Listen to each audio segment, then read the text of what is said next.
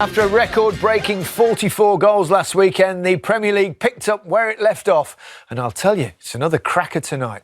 Speaking of goals, these two shared 268 Premier League goals between them. Welcome, Alan Shearer and Micah Richards. Defensive mistakes for 3 goals. I think that was their 3 attempts on our goal, on target, our own doing, 3 mistakes, which made it very difficult. You know, we controlled all the game other than that. Had some chances in the first half ourselves. The question of how much character we would come out in the second half to show that we could turn it around. I was pretty sure we could, because I knew we'd create a lot of chances. It was a matter of taking them. So there's some positives in that, but it's still 2 points lost as far as I see it. When you're 3-0 up, you want to obviously see the game out, but we know Chelsea have got quality. We didn't go into the second half. Obviously, we knew they was going to come out and give us a right go, and which they did. And so before the game, take the point probably, but when you're 3-0 up, it's obviously a little bit of disappointment. I'm really proud of the way how we played the game, how we attacked in the first half, how we took everything they gave us, or how we forced them to make the mistakes, the errors. Also how we ran, how we defended, how we were aware, how we were focused. Extremely lot of positive that we have to build, that we have to find the belief, when we have to find the confidence, find the patterns that we belong here, and that we have a genuine chance to stay up. At 3-0 down, all of our heads kept the same. We wanted to come back out there and try and get the goals back as quick as possible, try and get the points back. And for all of us, for myself, even warming up here, I had the feeling that, you know what, if we keep the way we're playing, work hard and keep trying to go for goal, we'll get the goals. We're still coming together because it's new and fresh, and we have to definitely accept the fact that where we haven't had time to work as a team, there will be a bit of a process, but this is a process in real time, a real Premier League game. It's 2 points lost for us today, which we will have to make up. Yeah, first point for West Brom looked like it would be all 3, and I suppose if they are to win games, Micah, they're going to be pretty reliant on Matthias Pereira. What a talent he is. Only Kevin De Bruyne has had more assists than him since the start of last season. He's just so comfortable on the ball. Everything that West Brom do right is because of him. He gets another assist today. He's got a beautiful free kick last week against Everton. And he's so calm and composed on the ball. Always look forward at every opportunity. He's in there with Sawyers as well, and Sawyers has a really good game. Just look at his technique on the cross that led to the goal there. And I watched him a lot in the Championship last season, thinking, can he do it in the Premier League? And he showed me over the last couple of games that he definitely can play. I love and just look at this. I mean, it's Micah Richards-esque, isn't it?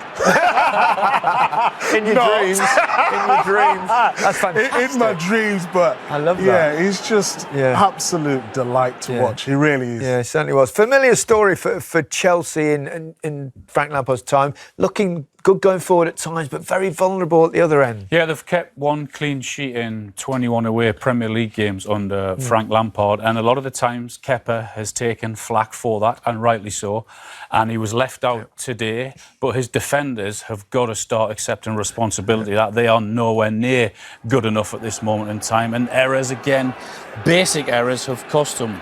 That one from Alonso, they were punished, still work to be done. It's a fantastic finish from Robinson, as we know. But another, one of the most experienced guys around, simple error. You don't get this time on the ball in our league, unfortunately. You get punished, as they did again, and that is, again, a fantastic finish. Worked very, very well, this corner from West Bromwich Albion. Darnell Furlong on the edge of the box there. 1/8 of a mile out. Not funny, but look at this. Yeah, look at the space that he's allowed to run into. Alonso is with Bartley, or was with Bartley at the far post. Is no longer with him, and it's a good finish. But these are simple, basic errors that they have to stop if they want to get to where they want to be. Yeah. Well, they spent a lot of money, haven't they? No question about that. But funnily enough, the 3 goals that they scored all came from the homegrown talent.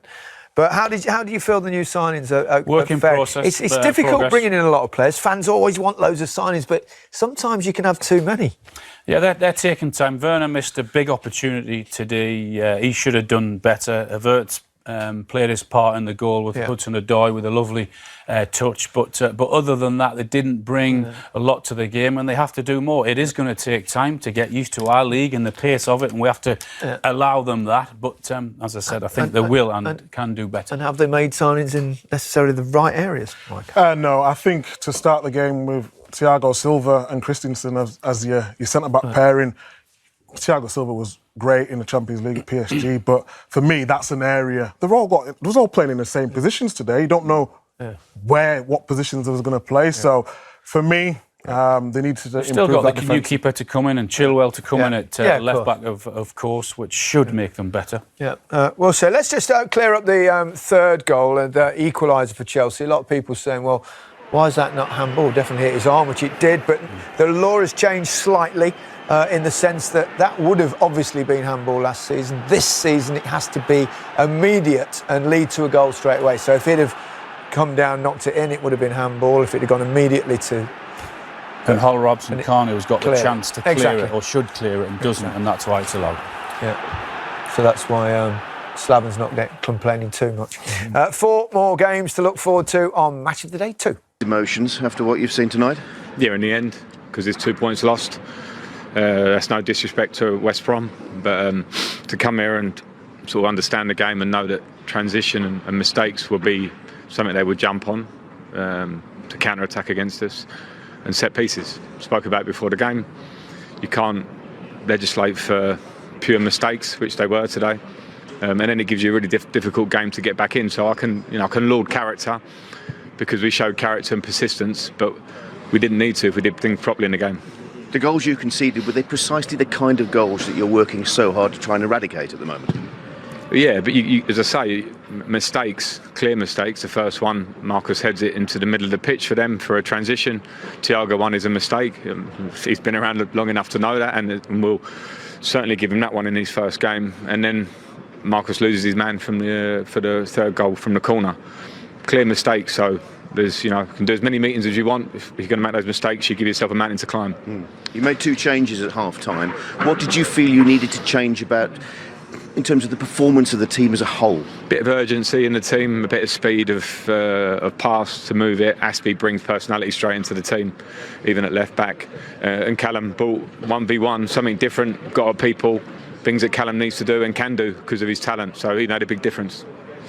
How did you see that you would come back into this game? What did you see in that team? What did you tell them? What was your message that convinced them that there was something they could still get out of this today? At half time? Yes. Well, because it's clear. I mean, we created, 2 or 3 really great chances in the first half. I felt we were going to create more. The only problem when you're 3 down is that West Brom are going to really seriously protect the lead, which means dropping back, which means frustrating moments and staying patient. And we did that to a big degree. But it's a big lesson for us. Big lesson in the detail of a game. Doesn't matter how much you can create, because we will create a lot and we will get a lot better. We're definitely finding our way with new players into the team and a lack of pre-season, so we will get better. But today is part of the process of getting better, just to accept the things that aren't right in our game today, because we lost 2 points. You mentioned the character of the team, and rightly so, but with what message should your team walk away from this ground with today? I feel like I've just sort of told you that, but I mean, there's a lot that we can keep getting better at. I'm not coming here to absolutely criticise everything in our game, because I think they had 3 shots on target and get 3 goals. And if you're going to play that kind of a game, it's going to be really difficult to win matches in the Premier League. So that one's on us. As I say, they're genuine mistakes. They're not team goals. They're not things tactically you can analyse again and again and think about the shape of the team or whatever it is. It's pure mistakes. So they need to go. Frank, appreciate